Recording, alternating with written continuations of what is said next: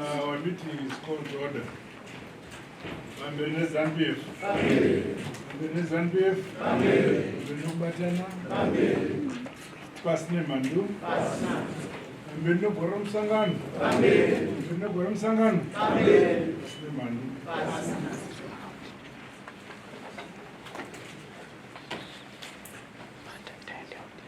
Comrades, I welcome you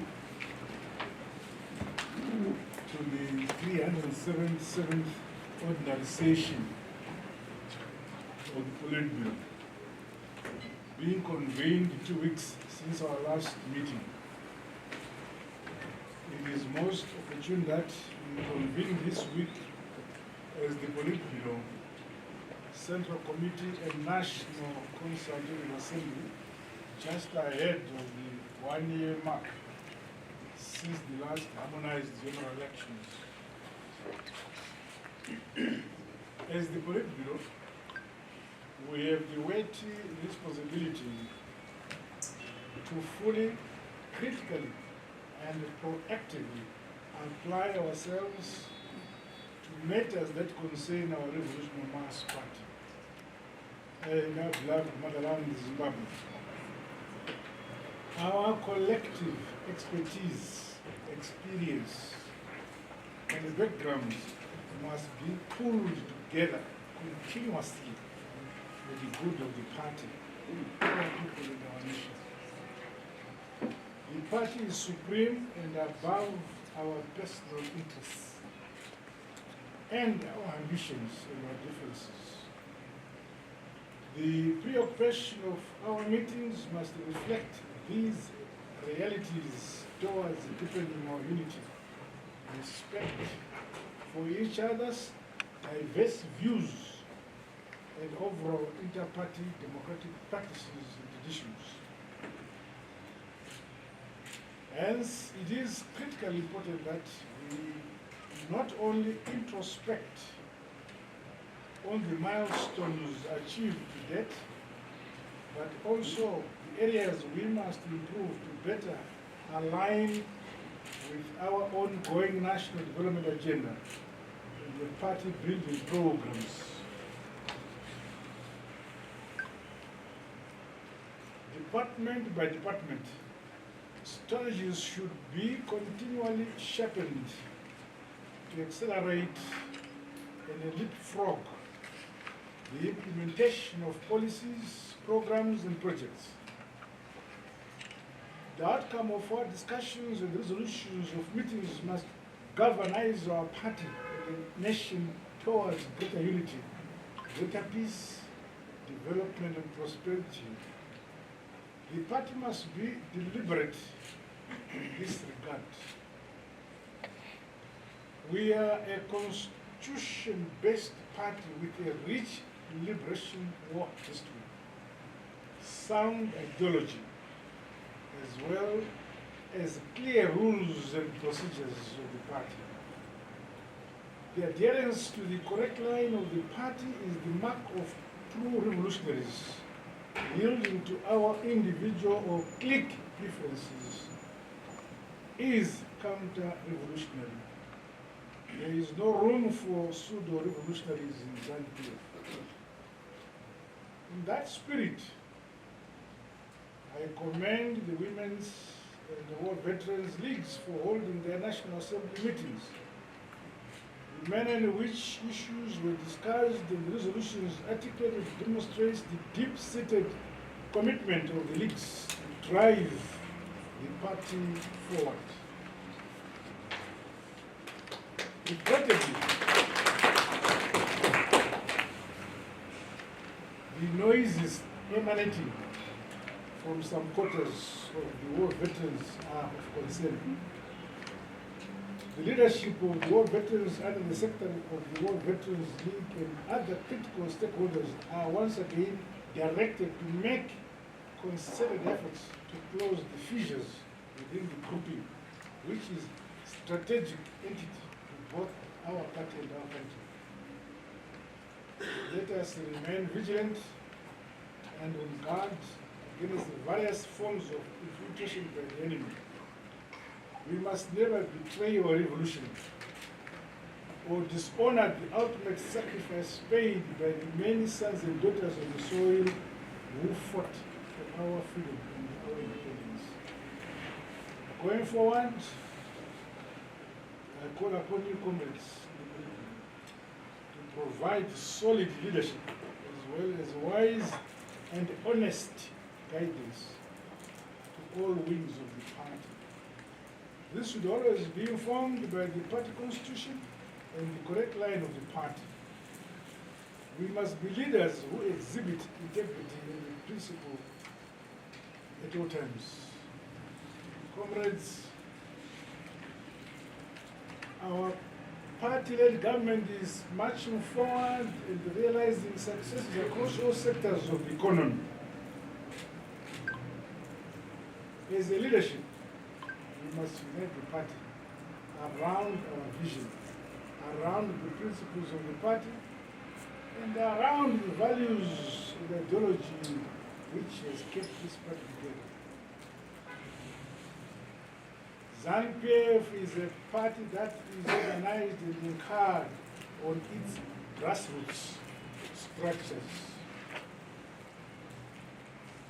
It is therefore important that we censure that the ongoing restructuring in the grassroots organization exercise consolidates the strength of the party, because the party is at the grassroots level.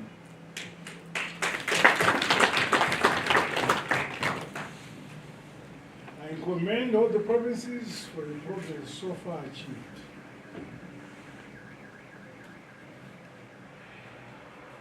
Tiri musango taimba rwero kuti nzira dzemasoja.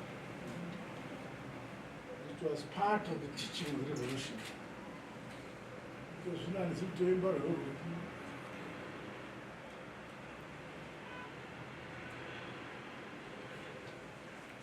taiti isu ngatitaurei netsika dzakanaka ruzhinji rweZimbabwe vazive zvakananga musangano weZANU-PF, musangano wedu vasinogona.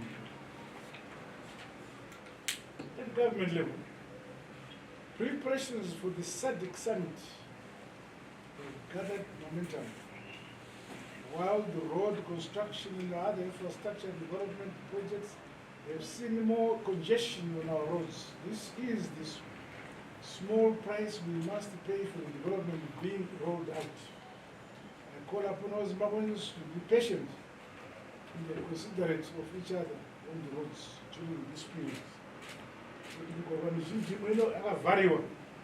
As a result of our preparation for hosting the SADC summit. And in that regard, some roads have become highly congested. So we appeal to our citizens to be patient as motorists. In light of the SADC summit, I urge the party, including our business and economic departments, to take a keen interest in the planned nationalization week.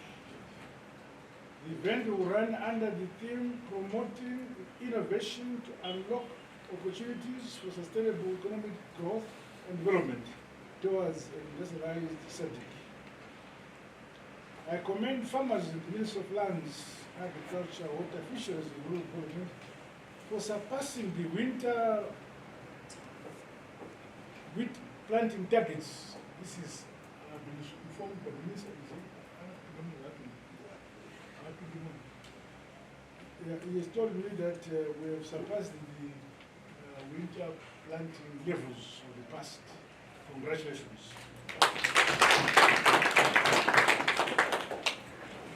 I hope that drought relief is reaching our vulnerable households countrywide. It is the duty of us here we cover all the provinces.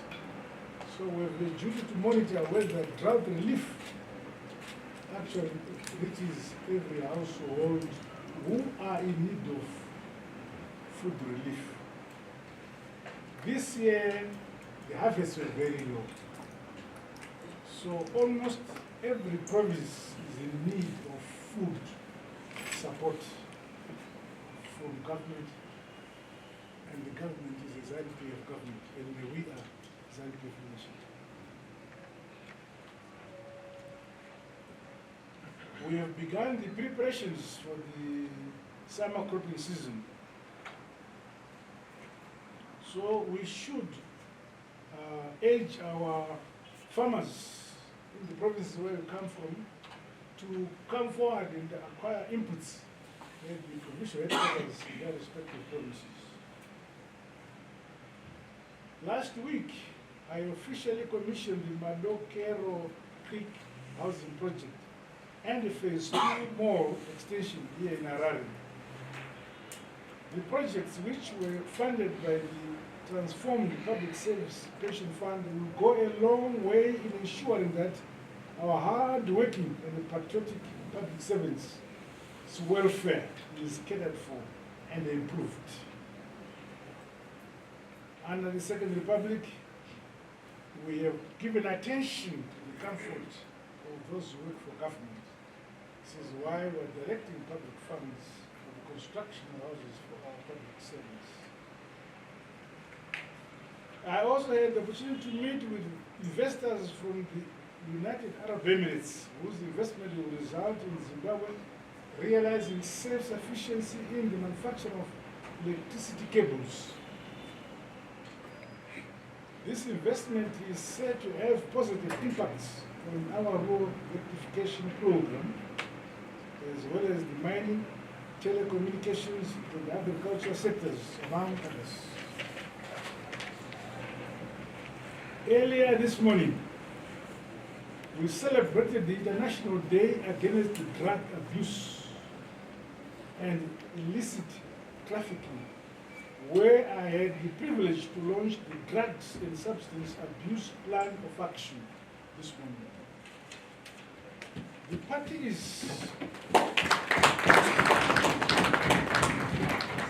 parties therefore aims to keep abreast of the provisions of the plan and help cascade down strategies to nip in the bud the drug and substance abuse menace in our society. On the international relations front,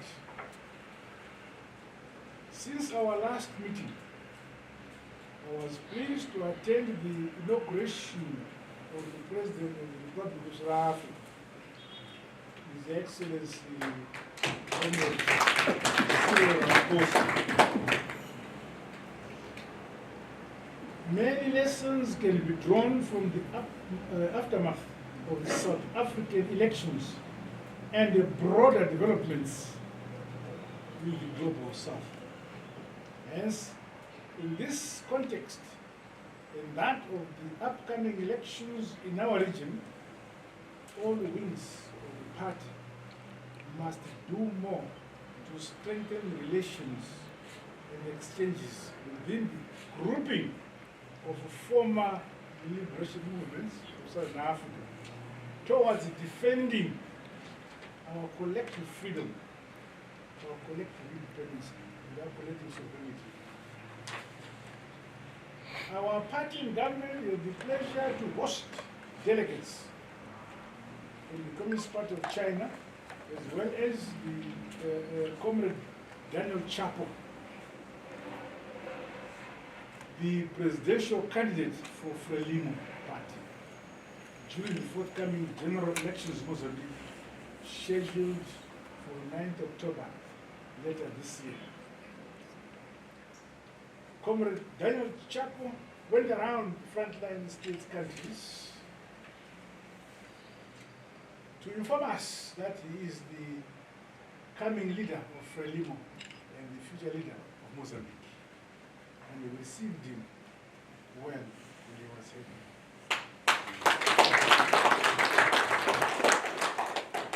These visits are critical to further enhance our engagement drive while consolidating the gains realized from our strategic and comprehensive socio-economic and political alliances in the region.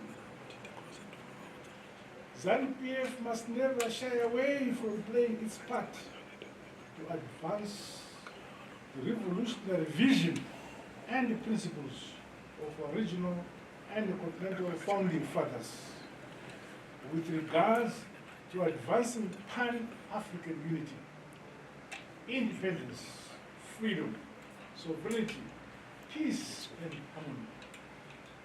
This includes an improved quality of life, peace, security, and sustainable development for the people of our motherland, Africa. Let us stay the course and accelerate the modernization and industrialization for the growing of the economy of our beloved motherland, Zimbabwe. Going forward, a conducive social and economic environment where every Zimbabwean contributes to national development should be nurtured. We each individually and collectively have to contribute to the modernization of our country, Zimbabwe. I'm fully aware that certain unruly elements, in collaboration with our detractors, have activated the perennial tendencies of seeking to disturb our security, peace, and prevailing tranquility environment in our country. They must be warned that my government will not broker any form of mischief under whatever context. The law will take its course without fear or failure.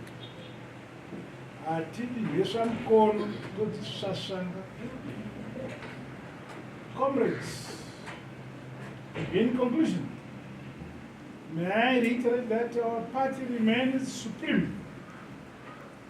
The spirit of unity, peace, and harmony, as well as discipline and loyalty, permeate from the leadership across the party in the rank and file of our party.